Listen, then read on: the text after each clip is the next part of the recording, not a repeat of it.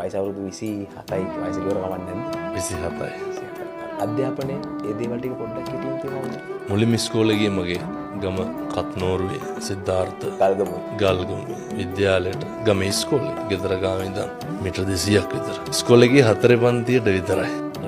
ශිෂ්‍යත්ව ලියන්න ඔන්න මෙන්න කියලා තියලා වගේ තමයි 2007 මේ 26 පැවිදි වුණේ. මගේ පිරිවන ශ්‍රීපාලිත විද්‍යායතන පිරිවන නිකවරටියේ තියෙන බොහොම කීර්තිමත් ආයතනයක්. උසස් පෙළ වෙනකන් ඉගෙනගෙන ඉවර වෙලා උසස් පෙළ පාස් වෙලා විශ්වවිද්‍යාලයට ගියා පේරාදෙණියේ. පේරාදෙණිය විශ්වවිද්‍යාලය සුන්දර මතකයක්. සුන්දර මතකයක් තියෙනවා.